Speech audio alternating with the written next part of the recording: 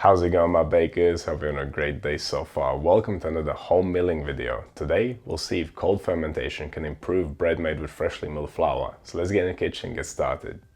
Soon after making my first freshly milled flour bread, I started thinking of ways to improve on that base recipe. The first recipe was a simple straight dough, which was fermented and baked on the same day. If you have been following the channel for a while, you already know that I love the cold fermentation method. Let's see how it can improve freshly milled flour bread. And there are a couple more things that I'm going to do to help this bread out. Before even starting the milling process, this time I decided to cool the grain down in the fridge. This will greatly help with controlling the temperature of the flour, reducing the chance of cooking the gluten-forming proteins. So let's get right to it. I'm setting my mill to the recommended grind setting for wheat, which is number 1, and then switch it on before pouring the grain in the hopper.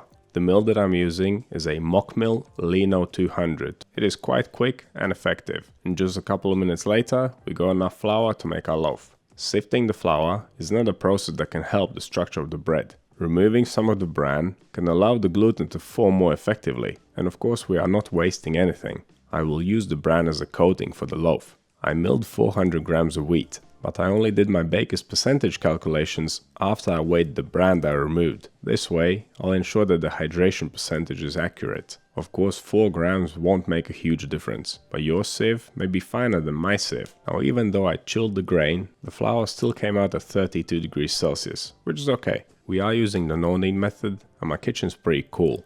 I'm aiming for a final dough temperature around 25 degrees Celsius or 77 degrees Fahrenheit. So with my water at around 22 degrees Celsius or 72 degrees Fahrenheit, we should get there. I'm deliberately keeping this dough as simple as possible because I want to see what cold fermentation alone can do for it. And after making this video, I'll come up with some other method I can use for improving this bread. And then we'll see how that works, and then we'll start combining methods. Quite often, putting more things together can get you an exponentially better result. Okay, the temperature was perfect. Let's get it in the fridge to start cooling down for 30 minutes at first.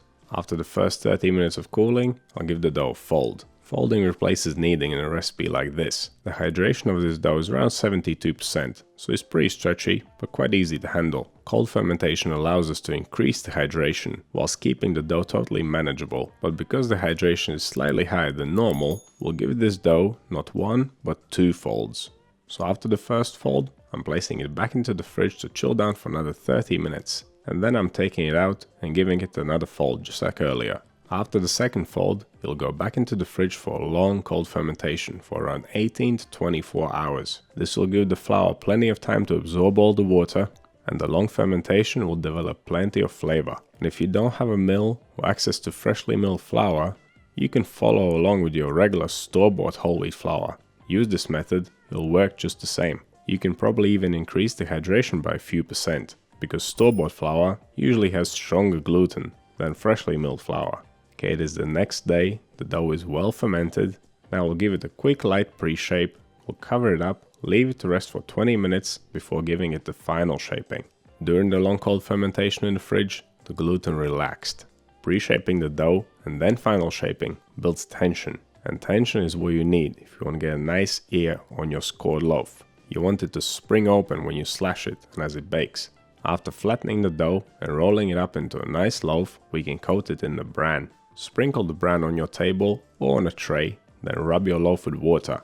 Then dry your hands, pick the loaf up and gently roll it around in the bran to cover all sides. Once all coated up, place the loaf in a bread basket with the seam side up. If you don't have a bread basket, you can use a cake tin lined with a tea towel. The final proof took me around 1 hour. During the final proof, you want to preheat your oven 250 degrees Celsius, 480 Fahrenheit, fan on, and also preheat your baking vessel. That is if you are using one.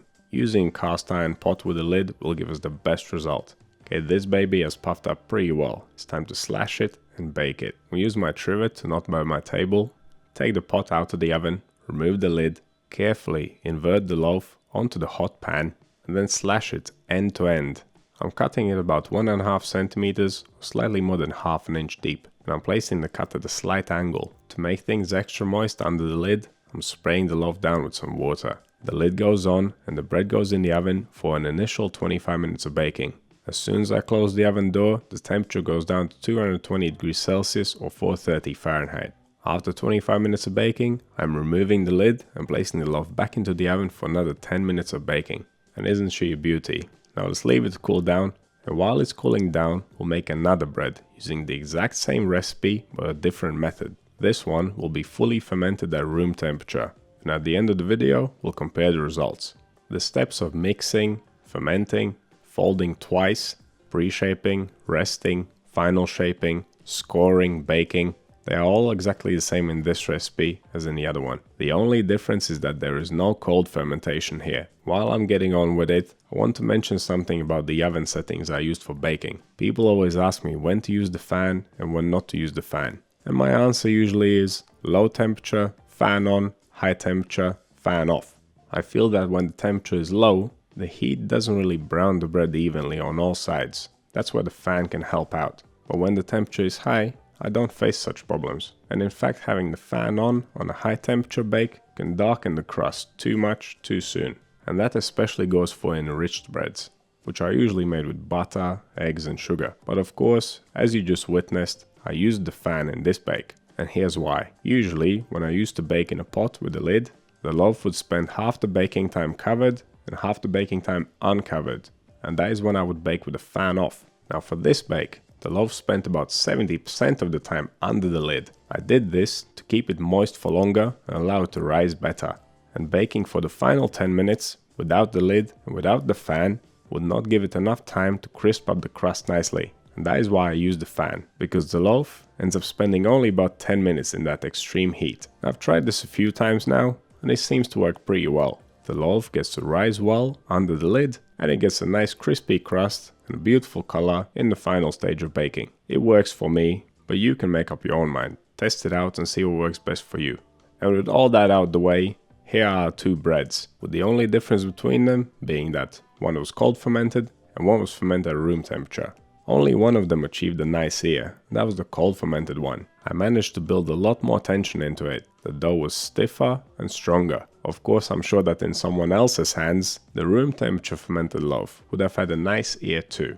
But looks are of course not the most important thing. What about texture and flavor? Well, the cold fermented bread was slightly chewier, as expected. That's exactly how I like my cold fermented bread, but more importantly, it had a much better flavor than the room temperature fermented one. Cold fermentation really works wonders, even in commercial yeast baking. And I know which method I'm going to stick to going forward. It don't get much better than cold fermented bunnies in my opinion. More freshly milled recipes coming soon. So what do you think these results? Let me know down in the comments. You want to see more videos like this one? Click over here. Subscribe to the channel, click right here. But that's all I have for you today. Thanks so much for watching. I'll see you in the next one.